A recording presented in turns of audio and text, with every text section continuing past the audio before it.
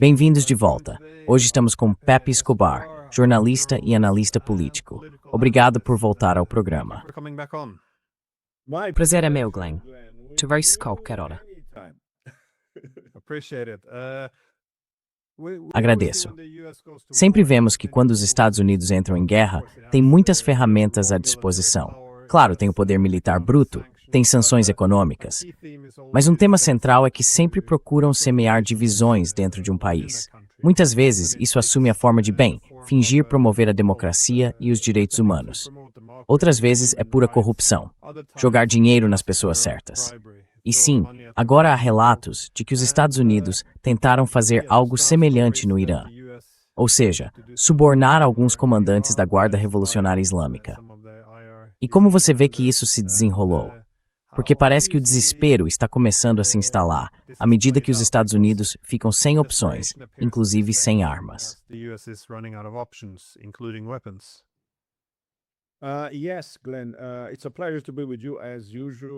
Sim, Glenn. É um prazer estar com você, como sempre, e com seu público. Isso tem desespero escrito por toda parte. Bem, isso faz parte de uma história que Larry Johnson e eu divulgamos no começo desta semana. Precisávamos de confirmação adicional. Finalmente conseguimos. E, na última quarta-feira, tínhamos a história completa e a cadeia de participantes. Quem estava falando com quem, quando, o que queriam e assim por diante. E isso é bastante espantoso, em certo sentido, mas também muito, muito previsível. Afinal, este é o império do caos, das mentiras, da pilhagem, da pirataria e também do suborno. E claro, todos nós lembramos daquele aspirante a soprano, Mike Pompeo, que deixou registrado: nós mentimos, trapaceamos e roubamos.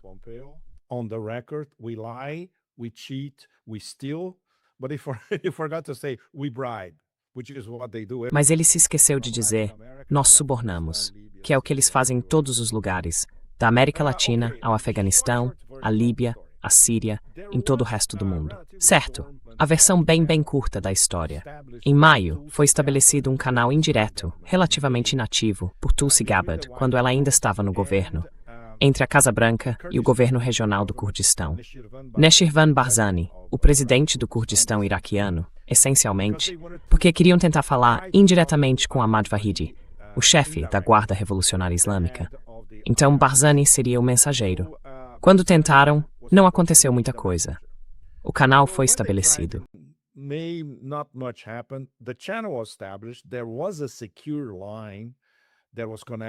Havia uma linha segura conectando a Casa Branca a Barzani. Então Barzani falou com Vahidi. Na época nada aconteceu, mas há alguns dias a Casa Branca reativou esse canal porque Trump queria mais uma vez falar com Vahidi, usando os bons serviços de Barzani. Muitos de vocês, nossa audiência, sabem que o Kurdistão iraquiano pode ser um ninho de víboras, infestado de MI6, CIA, Mossad e por aí vai. Mas os iranianos também têm boas relações. E vice-versa. Eles têm boas relações com o governo do Kurdistão, com o clã Barzani, e também com o clã Talabani, o outro clã que controla o Kurdistão iraquiano.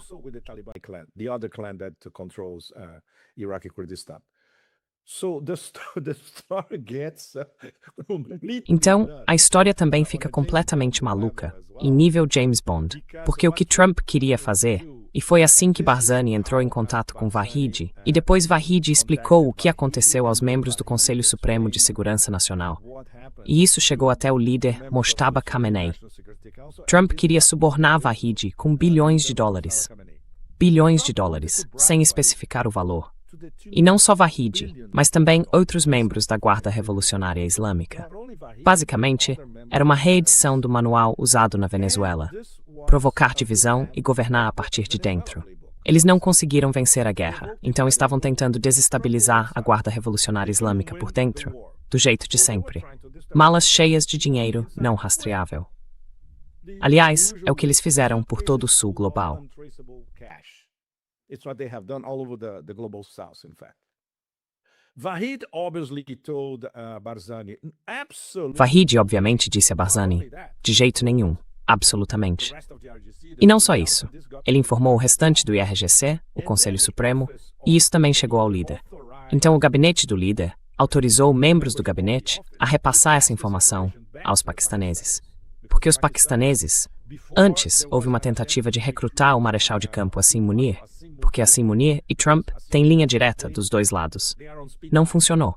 E esse foi o plano B, por meio de Barzani, no Kurdistão iraquiano. Então a informação foi repassada aos paquistaneses, e foi assim que soubemos dos detalhes, inclusive da cadeia de comunicação e de como esse canal de bastidores, foi reativado há alguns dias. Portanto, mais um grande fracasso para o governo Trump.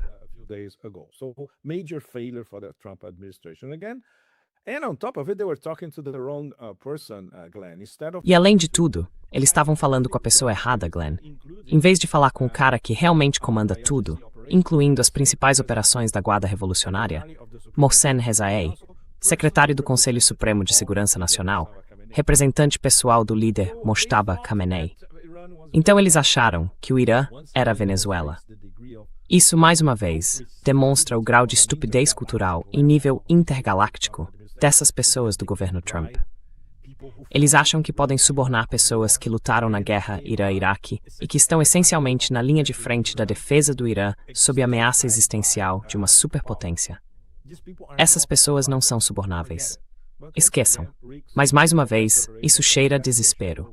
Mais uma vez, desespero estampado por toda parte.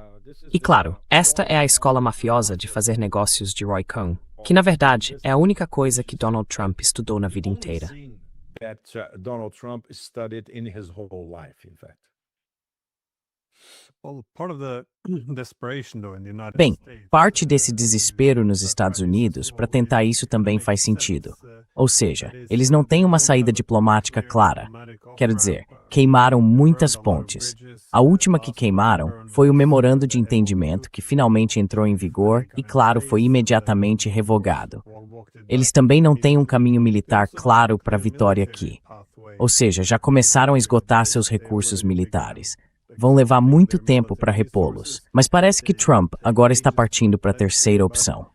It appears that Trump is now going for the third option, that is, let's scale back the military and go for economic Ou pressure. seja, vamos reduzir a ação militar e apostar na pressão econômica. Então, ele anunciou esse dia D econômico. Mas o sucesso disso, imagino, depende de os Estados Unidos conseguirem manter esse muro de aço, esse bloqueio duplo contra o Irã. Mas quer dizer, há capacidades limitadas nisso.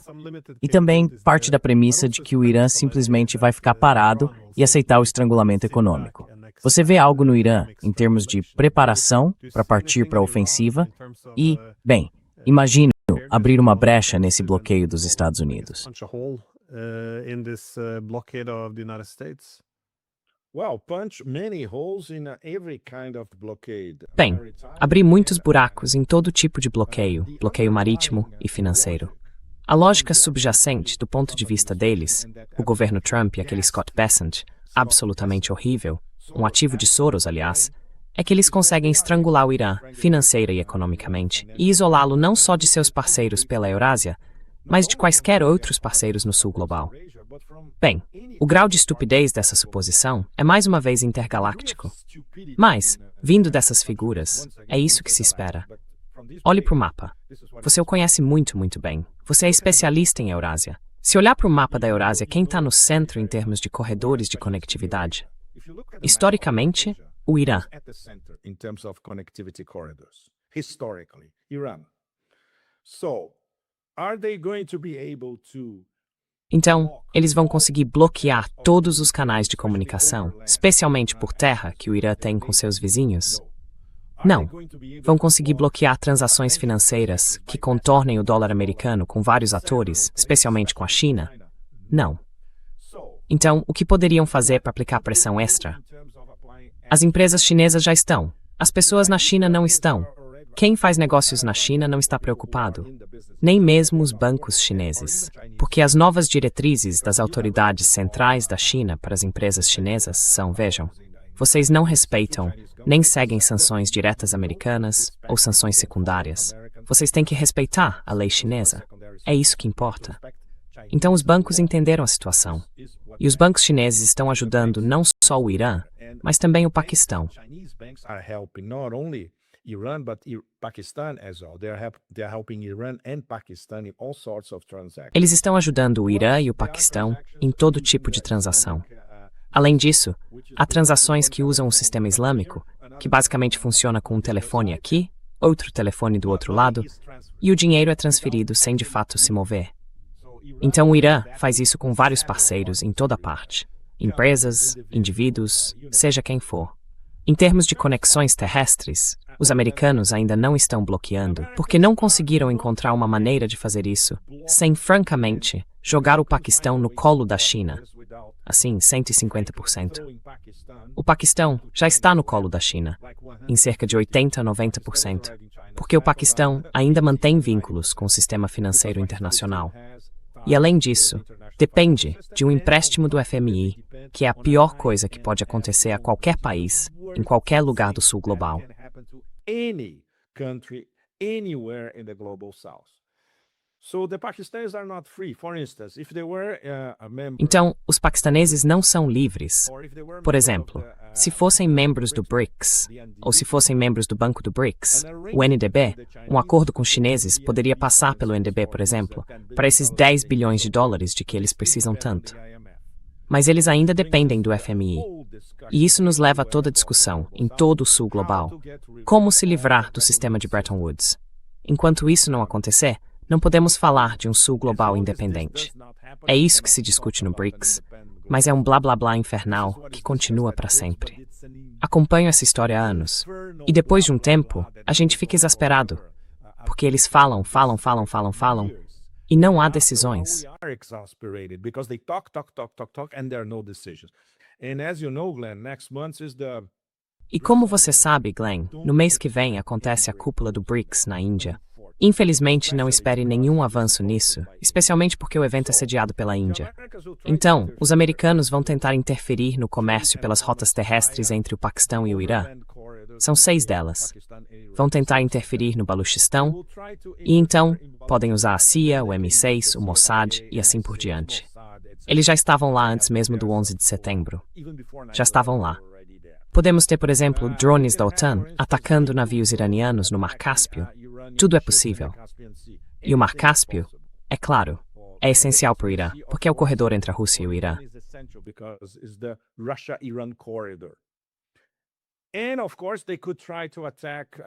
E claro, eles poderiam tentar atacar a ferrovia China-Irã, do Irã até Xinjiang, passando pelo Turcomenistão e pela Ásia Central, mas não conseguem. Esse foi o tema de uma das minhas colunas nesta semana. Façam o que fizerem, não conseguem transformar o Irã numa ilha. O Irã é hiperconectado com todos os vizinhos, especialmente com a Ásia Central e o sul da Ásia, e também com a China. Os americanos não podem fazer nada contra isso. Além disso, Rússia e China dão respaldo ao Irã e vão encontrar outros caminhos. E elas já fazem transações com o Irã sem usar o dólar americano.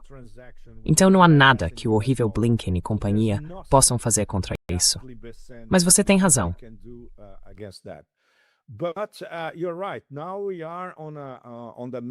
Agora estamos na próxima etapa, e ela é muito, muito cruel. É uma guerra total, econômica e financeira contra o Irã. Mas eles não estão preocupados. E quando você acompanha o que está sendo discutido na mídia iraniana, vê que eles não estão preocupados. Primeiro, porque já esperavam por isso. Segundo, porque tem muitos mecanismos diferentes com todos os parceiros por toda a Eurásia. Por exemplo, eles vão discutir isso nas reuniões bilaterais durante o BRICS. Esperem grandes coisas. Não na cúpula do BRICS, mas nas reuniões bilaterais entre Irã e Rússia, Irã e China. Isso vai ser algo e tanto no BRICS. E a questão número 1 é, certo, como nós três podemos contornar os americanos?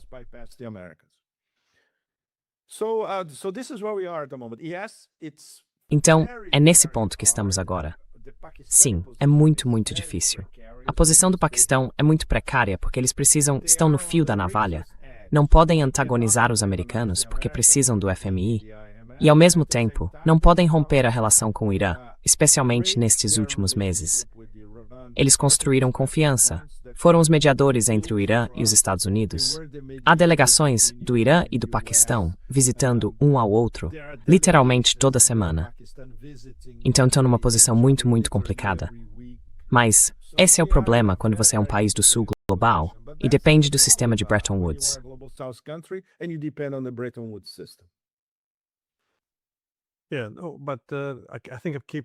Sim, mas acho que um problema central para os Estados Unidos agora seria o seguinte. Como você disse, o Irã já é geograficamente uma potência bastante central, mas também está ligado à cooperação industrial e financeira com a China e com os outros gigantes eurasiáticos. Bem, principalmente a China e a Rússia, que estavam dispostas a reagir aos Estados Unidos. Então, acho que o problema dos Estados Unidos é que eles foram atrás de todo mundo ao mesmo tempo.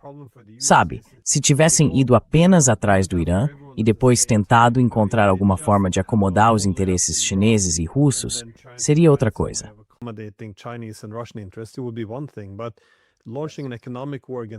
Mas lançar uma guerra econômica contra a China, lançar uma guerra de fato, como que por procuração, contra os russos, e depois uma guerra direta contra o Irã.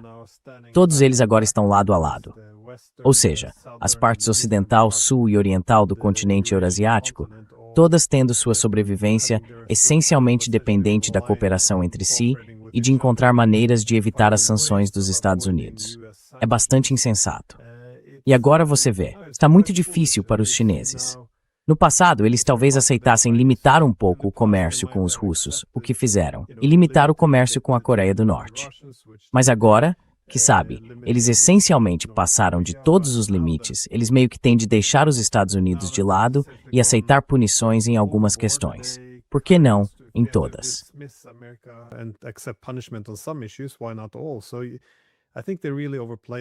Então acho que os Estados Unidos realmente foram longe demais nessa questão. É bastante extraordinário que muitos países tenham previsto isso e eles fizeram mesmo assim. Mas eu queria perguntar sobre a pressão militar. Se não houver mais opções militares, para onde os Estados Unidos podem ir a partir daqui? Pergunto porque ouvimos alguns rumores, e quero ser bem específico. Há rumores, mas à medida que o desespero cresce em Washington, ouvimos agora pessoas como Marjorie Taylor Greene, e isso também vem de outros setores, falando que há discussões nos Estados Unidos sobre considerar o uso de armas nucleares, supostamente armas nucleares táticas, não armas estratégicas. Isso é importante, porque armas nucleares táticas são essencialmente armas nucleares para o campo de batalha.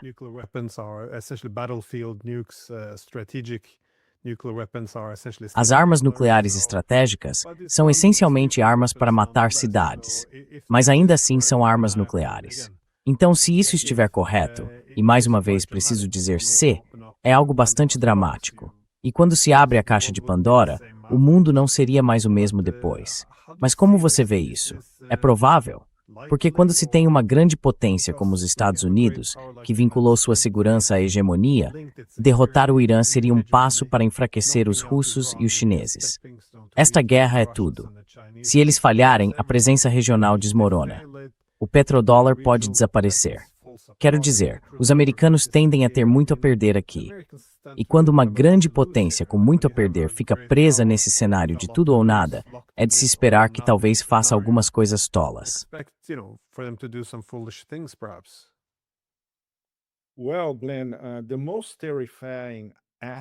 Bem, Glenn, o aspecto mais assustador é que os americanos estão começando uma campanha para normalizar o uso de armas nucleares táticas. Isso é o mais assustador que se pode imaginar. Não se esqueça de que o que podemos descrever como o Sindicato Atlantista normalizou o genocídio. Não houve um pio do Ocidente coletivo, um pio que realmente importasse. E o Sul global ficou horrorizado. Mas não havia nada que pudesse fazer para impedir isso. E agora é a mesma coisa. Começa com discussões informais na Casa Branca, no Conselho de Segurança Nacional, sabe? Levadas a alguns think tanks, e tratando isso como se fosse ir a um bar de esquina comprar sorvete.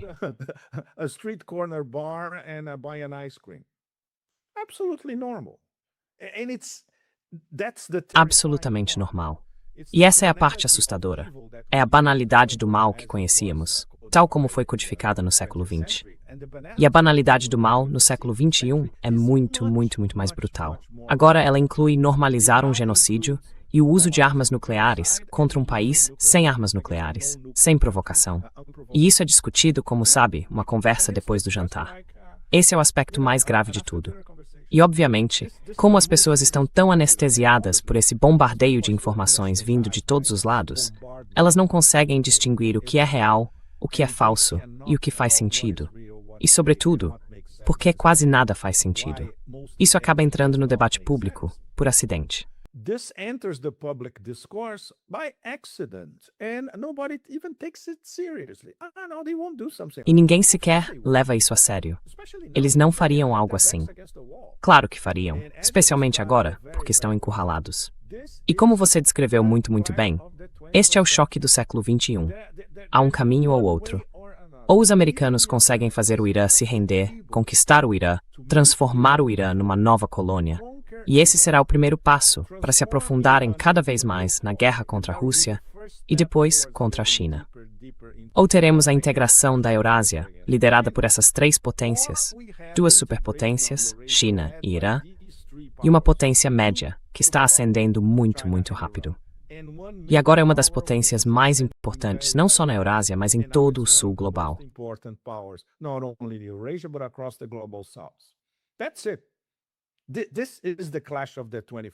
É isso. Este é o choque do século XXI. E haverá apenas um vencedor. Não existe empate nesse choque, infelizmente. Literalmente para todos nós. E claro, considerando a atual conjunção de circunstâncias, temos um bebê psicopata como mensageiro dessas elites na presidência dos Estados Unidos. As verdadeiras elites americanas estão aterrorizadas com o futuro imediato, caso e quando tenham de absorver duas derrotas estratégicas seguidas. Uma na Ucrânia, por causa da guerra por procuração, e outra no Irã. Então toda a arquitetura geopolítica do planeta vai mudar por causa dessas duas derrotas estratégicas. Para eles, isso é mais do que um anátema. For them, this is beyond anathema. They will use anything in the playbook. Eles vão usar qualquer recurso do manual, incluindo agora esta patética guerra econômico-financeira total contra o Irã, tirada da cartola deles em questão de dias. Eles nunca tinham planejado isso antes. Não há planejamento por trás disso. É uma tentativa desesperada no campo financeiro e econômico, feita por pessoas que não fazem ideia de como os negócios são conduzidos nesta parte da Eurásia, ou na Eurásia como um todo. Então, é esse o nível de gravidade de tudo isso.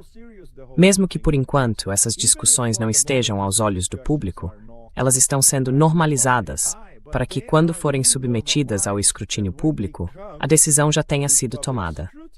E eles vão em frente sem escrúpulos. Porque não tem escrúpulos. É esse ponto que a coisa fica séria, sabe? This is how serious as it gets, you know. A questão do genocídio. Quer dizer, eu me lembro que no início com Gaza, a discussão era, isso é mesmo genocídio ou é só algum dano colateral? E aí aos poucos, sim, tudo bem é genocídio, mas sabe, o que é que se vai fazer? E de repente você acaba na mesma situação com o Irã. Esse tipo de retórica meio que foi normalizado. Certo, vamos aniquilar a civilização essa noite. E isso certo, agora não sai nenhum pio de nenhuma das capitais. Então, esse é um bom ponto. Isso está se tornando normalizado. Mas, em relação às armas nucleares, pelo menos desde a presidência do Obama, havia muita literatura sobre como, não legitimar o uso de armas nucleares, mas a tecnologia por trás de usá-las mais, tornando-as mais utilizáveis.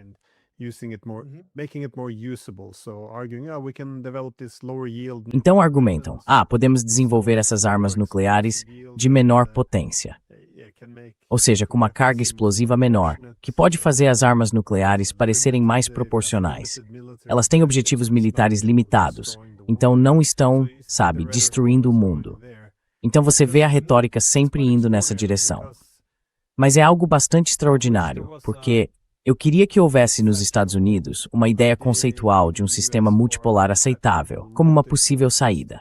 Porque até agora parece que a única opção é, se você acabar com os iranianos, os russos e os chineses, podemos voltar aos anos 1990, essencialmente. Mas nos anos 1990, eles tinham todo o poder. Eram todo-poderosos. Todo o poder estava concentrado no Ocidente coletivo. E isso, não levou à paz perpétua 30 anos depois.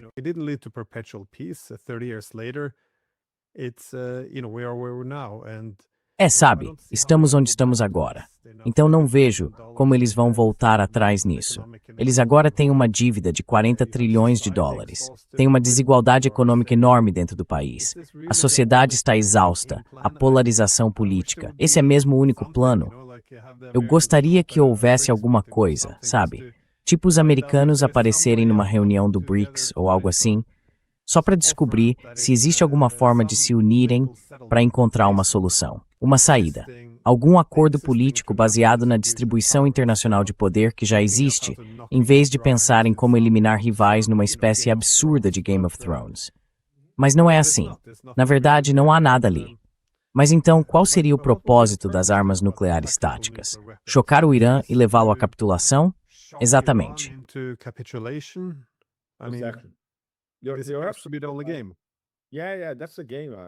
É a única cartada que eles têm. Sim, esse é o jogo. Você acertou em cheio.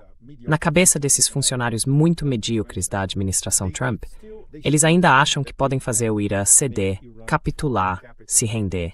Eles tentaram de tudo, não funcionou.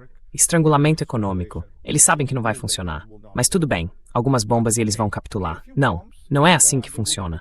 Antes de tudo, porque se chegarmos a esse cenário aterrorizante, os árabes do outro lado do Golfo Pérsico serão igualmente afetados e farão parte da resposta iraniana. O Conselho de Cooperação do Golfo vai desaparecer. Ponto final. Porque o Irã vai bombardear tudo lá dentro. Então, nada mais de petróleo, nada de usinas de dessalinização e por aí vai. Vocês vão voltar a ser um deserto, com algumas caravanas de camelos, se os camelos sobreviverem. É isso. Era assim no passado.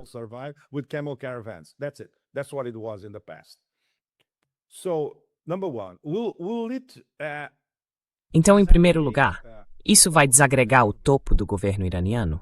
Não, porque agora existe um pacto consolidado envolvendo todas essas elites.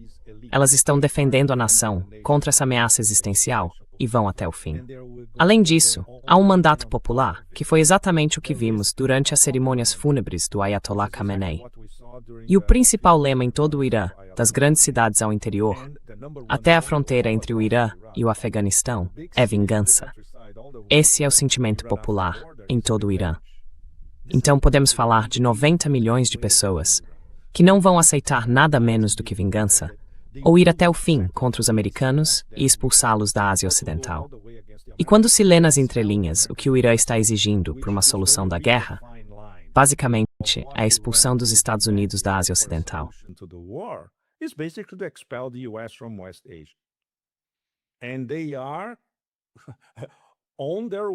E eles estão a caminho, porque a maioria dessas bases está praticamente devastada, ou virtualmente devastada.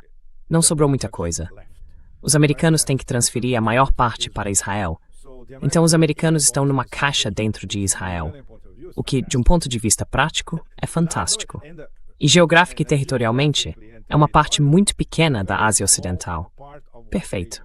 Eles podem concentrar todo o seu poder de fogo em Israel, dependendo do que acontecer em seguida.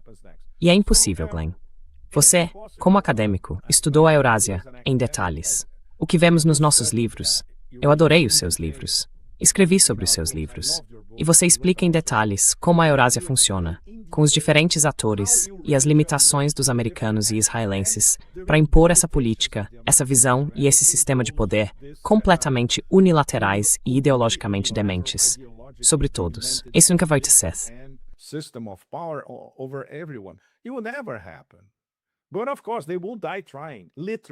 Mas é claro, eles vão morrer tentando, literalmente. É por isso que continua sendo tão perigoso. E eles finalmente encontraram um inimigo que não está fugindo, não está se desfazendo nos primeiros dias, não está aceitando malas cheias de dinheiro, um inimigo capaz de reagir e de reagir ferozmente. Eles não tinham enfrentado isso desde o fim da Segunda Guerra Mundial. Por isso, eles são como baratas no deserto, literalmente. E é por isso que, como você mencionou no início, não existe estratégia para nada. Eles têm algumas ideias táticas que podem durar 1 dia, 2 dias, 1 semana, 3 semanas, e depois acaba. Não há pensamento estratégico. Ninguém naquele Conselho de Segurança Nacional, naquele complexo industrial militar, ninguém consegue pensar estrategicamente, exceto 1 ou 2 pessoas que não estão nas posições mais altas de poder. E então, o que eles fazem? Censuram a estratégia de segurança nacional. And then what they do, they redact the national security strategy. When you read the national security strategy, it's exactly Quando você lê a estratégia de segurança nacional, é exatamente disso que estamos falando. Como derrotar Rússia, China e Irã. E claro, a Coreia do Norte, que é uma potência nuclear. Você não pode derrotar a Coreia do Norte. A Coreia do Norte é uma potência nuclear e vai usar seu poder nuclear. E é isso mesmo. Ninguém mexe com eles. Então não há uma saída estratégica. Não há pensamento estratégico. Não há uma saída estratégica. O desespero aumenta. Toda semana, eles surgem com uma ideia mirabolante atrás da outra. Temos as vociferações caricatas do presidente dos Estados Unidos e ninguém mais presta atenção nelas. As pessoas, basicamente, zombam delas em toda parte, de uma favela no Brasil a uma favela no Cairo. Sabe, o principal alvo de piadas no planeta é o presidente dos Estados Unidos.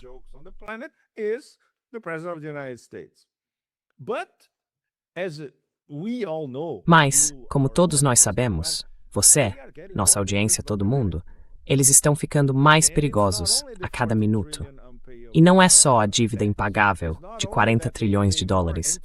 Não é só o fato de pagarem mais juros do que todo o orçamento do Pentágono. O dinheiro que eles não têm, eles basicamente precisam imprimir. As impressoras, aquele papel higiênico verde que eles imprimem o tempo todo. Eles estão desesperados porque a maioria dos compradores no mundo está se recusando a comprar títulos do Tesouro dos Estados Unidos.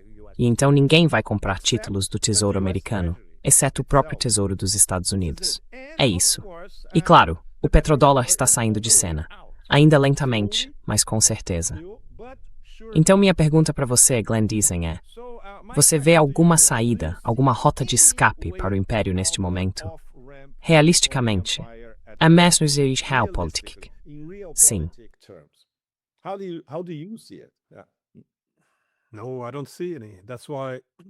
Não, eu não vejo nenhuma. Foi por isso que pensei, se não há capacidade de estrangular economicamente os iranianos, se não há caminho militar para a vitória, seria de se supor que eles optariam por uma via diplomática. Mas, mais uma vez, vemos a mesma premissa adotada em relação à Rússia, lá em 2022. Presumiram certo, podemos derrotá-los no campo de batalha se enviarmos armas suficientes. Podemos estrangular a economia deles. O rublo viraria escombros. E, claro, isso os isolaria completamente no sistema internacional. Agora vemos o mesmo com o Irã. Podemos sufocar a economia deles. Não, não podem.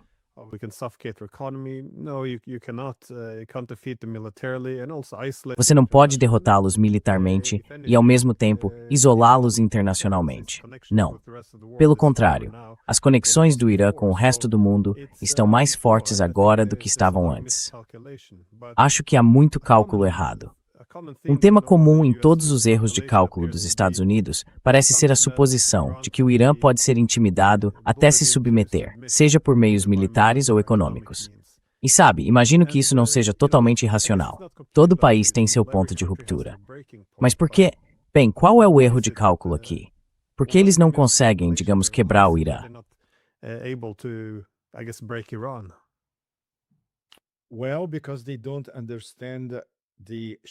Bem, porque eles não entendem a ética xiita da resistência, de afirmar a soberania, do sacrifício pessoal, de sofrer por seus próprios ideais e valores. Digamos, o espírito de Karbala. Você consegue imaginar alguém na Casa Branca de Trump ou no Conselho de Segurança Nacional que tenha realmente estudado o surgimento do xiismo, que saiba alguma coisa sobre o Imam Hussein e assim por diante? Claro que não. E esse é o espírito xiita. É a ética da resistência, certo? Eles nem entenderam o que motivou a Revolução Islâmica, em primeiro lugar. Foi o movimento anticolonial. Foi o movimento xiita de resistência e também o movimento anticolonial, porque era contra o Irã ser uma colônia dos Estados Unidos durante o Shah, o que ele era naquela época.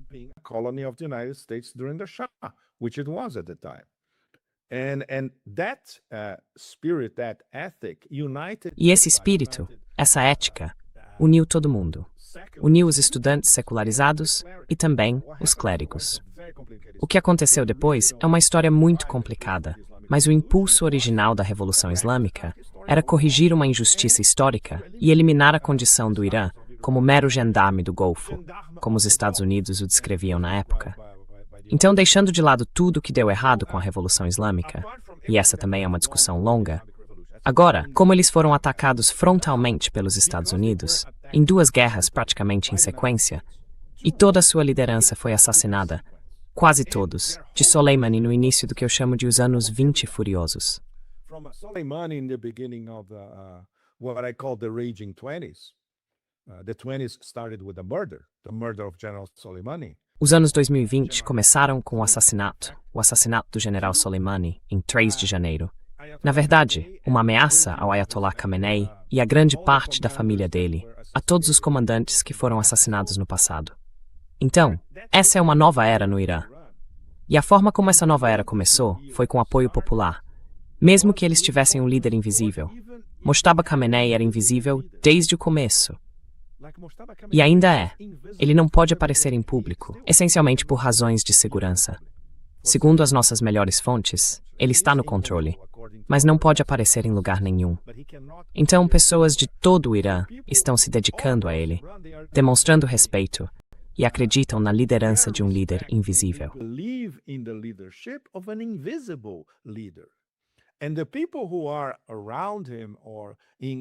E as pessoas que estão ao redor dele ou em contato com ele, o vetor político, Galibaf, Arati e outros, e o vetor da Guarda Revolucionária, o vetor militar, agora são os guardiões do Irã. E a forma como isso está sendo interpretado em todo o sul global é a seguinte. Ouvi isso de pessoas na África, no Brasil, em partes da Ásia. Eles são a vanguarda do sul global, defendendo o sul global desse império à solta. Então é esse o nível de gravidade de toda a situação. O Irã adquiriu um novo status como uma enorme potência do sul global, que agora está na vanguarda da defesa do sul global como um todo contra esses lunáticos extremamente perigosos, que poderíamos descrever, mais uma vez, como o sindicato Epstein.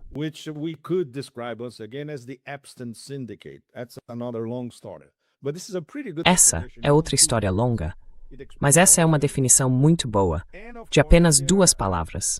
Ela explica quase tudo. E claro, o delírio deles de achar que vamos conseguir controlar tudo.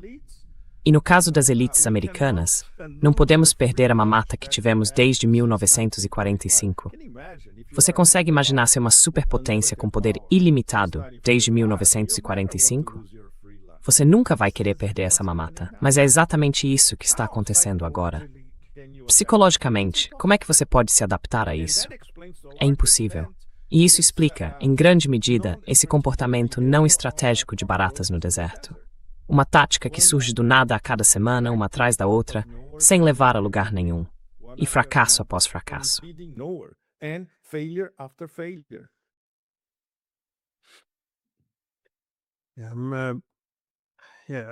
Sim, é bastante interessante que os Estados Unidos inicialmente quisessem vender essa guerra como, sabe, uma forma de livrar o país de armas nucleares ou de libertar as mulheres. Ou seja, como se fosse necessário lutar contra um Estado fora da lei. E de alguma forma, eles erraram tanto nisso que agora ela é amplamente vista no mundo como uma luta anti-hegemônica, em que os iranianos estão essencialmente travando uma luta parecida com a de todo o sul global. Quer dizer, está extraordinário como a spiritual power broad e o conflito nessa. The soft power and the narrative control over this. But also I think with Iranians, I sometimes think about Mas também, eu acho que com os iranianos, às vezes penso nisso. Bismarck, no fim da década de 1880, escreveu ao secretário de Relações Exteriores britânico que o perigo de entrar em guerra com a Rússia era que sempre que uma guerra séria ameaçasse sua independência e integridade nacional, o país inteiro simplesmente se uniria e milhões de homens pegariam em armas. Então era melhor, não fazer isso. Essa era essencialmente a mensagem. Mas claro, eles não seguiram o próprio conselho algumas décadas depois. Só que você vê algo assim com o Irã, como você disse. Nem todo mundo no Irã se sente confortável com a Revolução Islâmica, e naturalmente há problemas com o governo, como em qualquer outro país. Mas isso é realmente, se o governo algum dia precisou de um impulso de legitimidade, os Estados Unidos o entregaram. Isso é bastante extraordinário. Sim.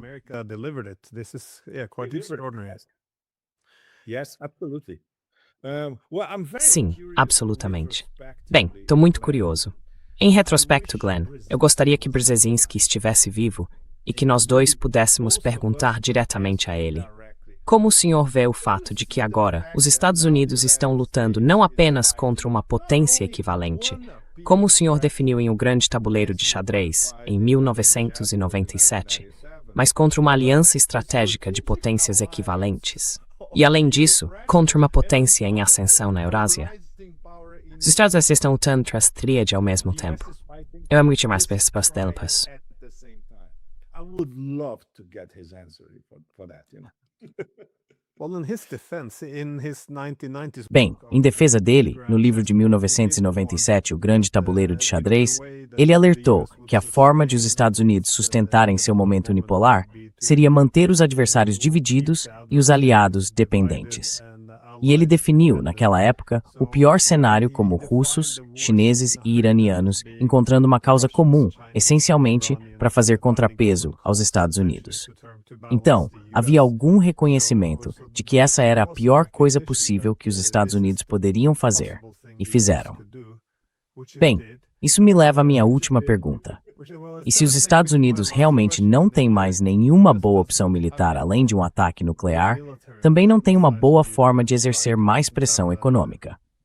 Eu sei que eles acabaram de anunciar o dia D econômico, e a tentativa de suborno para separar ou dividir os iranianos internamente também está fracassando.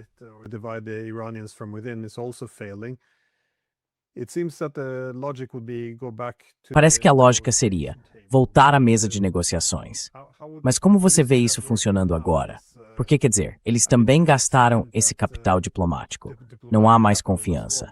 Então, como... Bem, imagino que os iranianos sempre estariam dispostos a conversar. Se houver um bom acordo, por que não aceitá-lo? Mas o que você acha? Na sua opinião, quais são agora as condições dos iranianos? Eu sei que os americanos estão sugerindo que os iranianos deveriam hastear a bandeira branca. Mas, considerando que os americanos assinaram o memorando de entendimento, que foi mais ou menos uma declaração de rendição, isso é uma admissão de que os iranianos estão por cima nessa situação. Então, o que os iranianos exigiriam nesta rodada, tendo em vista que os americanos voltaram atrás em mais um acordo?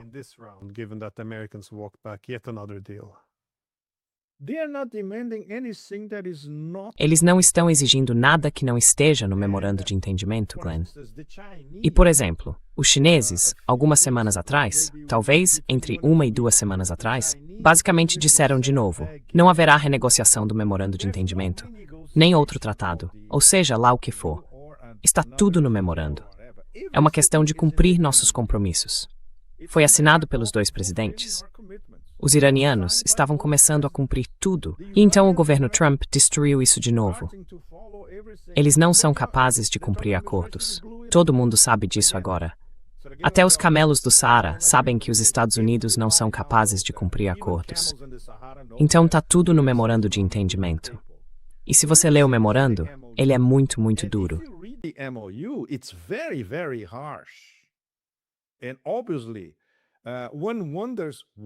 E obviamente a gente se pergunta por que o presidente dos Estados Unidos realmente assinou aquilo. Claro, porque ele sabia que depois ia desmontar tudo. Então ele nem leu. Trump não consegue explicar o que está no memorando de entendimento, a começar pelo fim de todas as guerras, que já está no primeiro parágrafo. Isso inclui, obviamente, Israel contra o Líbano. Ele não fez nada a respeito. Todas as questões de seguir o dinheiro, sobre as quais houve, digamos, um pequeno começo envolvendo o Catar e tudo mais. E então os americanos bloquearam. Alívio das sanções. Nem houve uma tentativa de alívio das sanções. O que você quiser. Então tá tudo lá. E os iranianos estão dizendo, olhem, a única coisa que vimos ali foi que assinamos.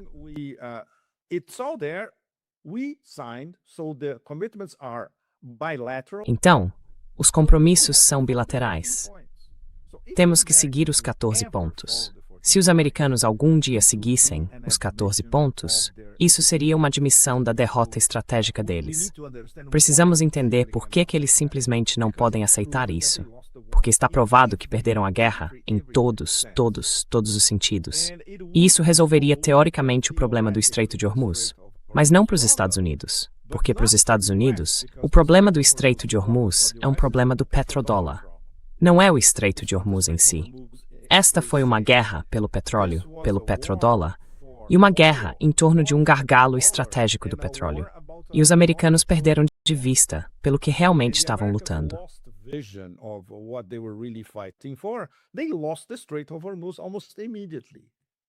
Eles perderam o Estreito de Hormuz quase imediatamente e nunca conseguiriam recuperá-lo. Isso significa que tudo que passava por ali, incluindo até os pássaros que cruzavam o Estreito de Hormuz, todo mundo vai ficar fora do petrodólar. É isso. E é por isso que eles estão absolutamente apavorados com as repercussões. E eles também sabem que rotas alternativas de exportação, por exemplo pelo Mar Vermelho, podem ser bloqueadas a qualquer momento. Os iemenitas podem decidir bloquear Bab al-Mandab para todo mundo, não só para os petroleiros sauditas. É muito, muito fácil. Eles podem fazer isso num instante. Já fizeram. E em termos dos corredores de conectividade, esse é um dos meus temas favoritos para o século XXI. It's one of my favorite themes for the 20th century. The 21st century is O século XXI é uma sequência de guerras por corredores de conectividade, ou entre corredores de conectividade.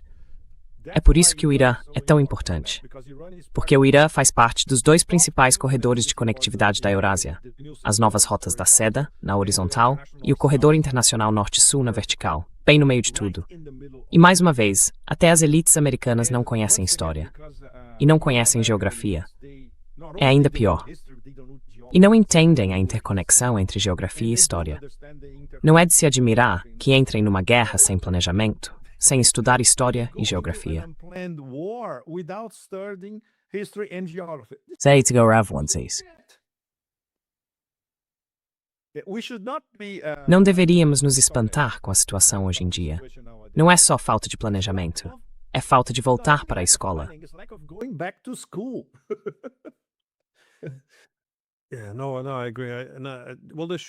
Não, eu concordo. Bem, eles deveriam conhecer alguns desses corredores, porque se você olhar para o corredor norte-sul, aquele que vai da Rússia, passa pelo Irã e chega à Índia, ele praticamente segue a mesma rota exata que os americanos usavam para enviar armas aos soviéticos durante a Segunda Guerra Mundial.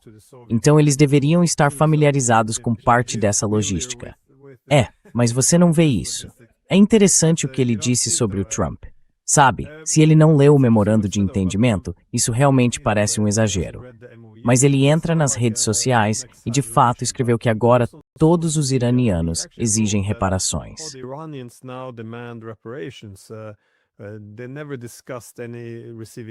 Eles nunca discutiram receber dinheiro em nenhuma das nossas reuniões. Mas sabe, no mesmo memorando de entendimento que ele assinou em 2006, está escrito que os Estados Unidos e seus aliados deveriam fornecer 300 bilhões para reconstruir o Irã. Então eu me pergunto, ele está simplesmente mentindo, esperando que as pessoas não saibam? Ou também está mentindo para si mesmo? Porque há uma passagem interessante do Dostoiévski em que ele ressalta, nunca minta para si mesmo. Se você começa a fazer isso, deixa de distinguir a realidade da falsidade.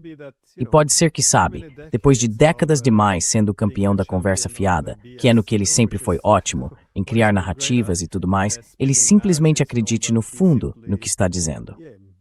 É possível, mas fora isso, é difícil entender por que ele publicaria algo assim, quando basta checar os fatos.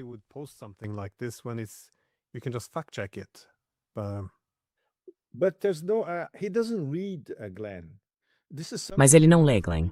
Isso é algo que sabemos por pessoas que trabalharam com ele em Nova York. Todas dizem a mesma coisa. Ele nunca lê nada. Nada. Nenhum livro. Você vê as fotos da casa dele. Não há um único livro nos malditos apartamentos, casas, ou seja lá o que for. E tudo são pílulas de notícias da Fox News. Só isso. E elas não podem durar mais de 1 minuto. Então a capacidade de atenção dele também é mínima. Portanto, nada de introspecção, nada de autorreflexão, nada de pensamento crítico. Nunca admitir um erro.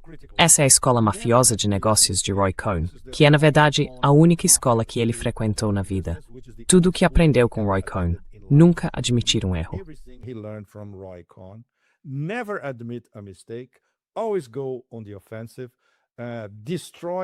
Sempre parta para o ataque. Destrua seus críticos com 1 ou 2 palavras baixas e nunca volte atrás nas suas ações. É exatamente isso que estamos vendo nessa não condução de uma guerra. Então isso combina com o personagem principal, um personagem principal absolutamente patético. Se houvesse alguma grandeza por trás disso, poderíamos pensar, talvez esses sejam os elementos de uma tragédia grega. Não, porque o personagem principal é o mais vulgar possível, sabe? Isso é no máximo um romance vulgar, sabe? E nunca podemos esperar que alguém ao redor dele consiga incutir algum bom senso nele. Em primeiro lugar, porque ele não ouviria. Outra coisa que ele aprendeu com Roy Cohn: nunca ouça outras pessoas quando elas começam a contradizer você. É isso. Start contradicting you. There you go. Well, I guess I want to say that these tactics it did take him this Bem, far, acho que making quero dizer que essas táticas o trouxeram até aqui, dando a ele um segundo mandato presidencial. Então, agora que ele finalmente bateu numa parede e isso não está mais funcionando, dá para entender um pouco o desespero que, sem dúvida, está começando a se instalar. E sim, ele não sabe ao certo o que fazer. Eu só não sei. Acho que um Trump desesperado pode ser um animal muito perigoso. É por isso que sim, desta vez estou um pouco preocupada. I'm a little bit worried this time. Sim. Anyways, That's it for thank you Matterwood very News. much. It's desperate I always, Gailing. appreciate it. Look forward to Estou bem curioso da Aikome. Iterate prazer. Muito obrigado. Thank you.